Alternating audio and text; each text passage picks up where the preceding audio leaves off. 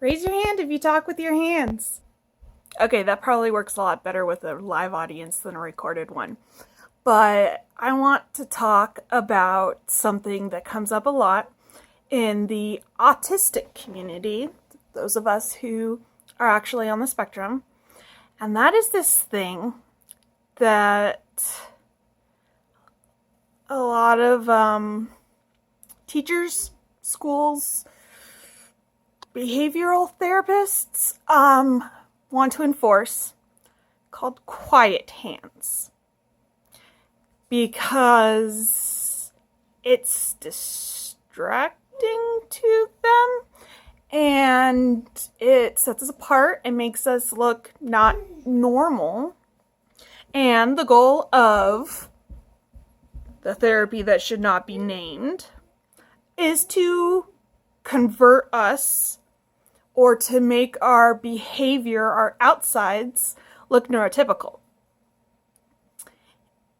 And I know that the Italians that have the stereotype of talking with their hands a lot. Talking with your hands isn't an exact parallel because it's kind of a cultural thing. You probably, if you do, learned it from your family. But for autistics, not talking with our hands, but needing to stim with our hands and moving them. And I mean, I make a lot of gestures when I talk. And I don't think that has anything to do with my autism. But if you ask me to sit on my hands and talk, which I've actually done to myself because social anxiety, didn't know I was autistic, trying to fit in. It hurt. You know, not like physically hurt because I was sitting on my hands and they were falling asleep, though that happened too. But the natural inclination to make gestures and to talk with my hands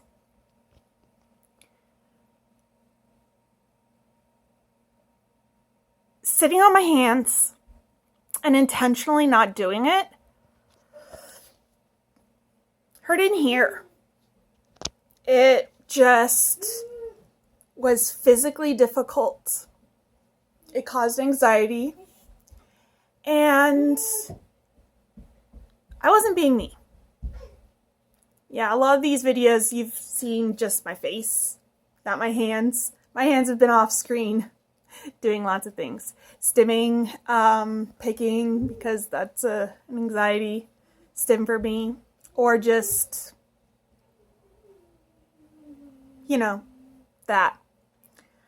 Another thing that's on a similar wavelength, eye contact. Because for some autistics, if they're having to force themselves to look in your eyes, they don't process what you're actually saying. So I have a challenge for all the neurotypical mothers. If you naturally talk with your hands, or if you don't, you can do it with eye contact. But I'd like you to try an entire day intentionally not doing it. And then let us know what it felt like. Because yes, you could eventually unlearn to talk with your hands or to do the appropriate amount of eye contact, which no one will explain to us what's the right amount, but whatever. But I think, you know, if you practiced it for long enough, it wouldn't be natural to you anymore. So that's why it's not a perfect parallel, because our neurology, we can't just get used to it. We can force ourselves to do it. It's not a good thing. It makes us sure stand out less. Makes us sometimes be more acceptable to our peers.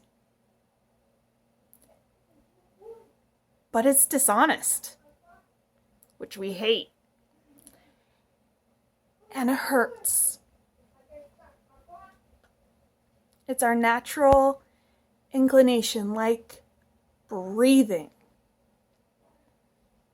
like blinking, stuff you don't even think about, just automatic. But we're told that that's bad,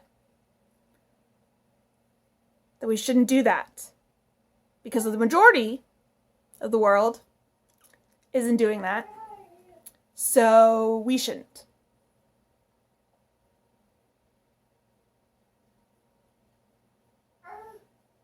I don't think that's the message anyone wants to send to their kid.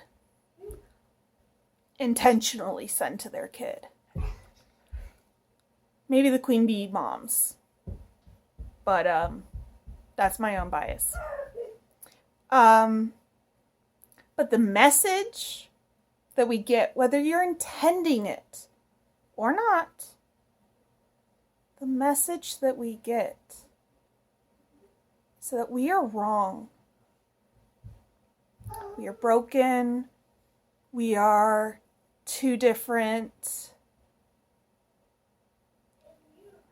And it's so incredibly difficult to go against our neurology and pretend to be one of you. So I would really love to hear, if anyone does the challenge, I would really love to hear your experience. It's the closest thing I can think of to get you to feel the same way that we feel. And I think it could open up a really great discussion. So I'm challenging you. Thank you.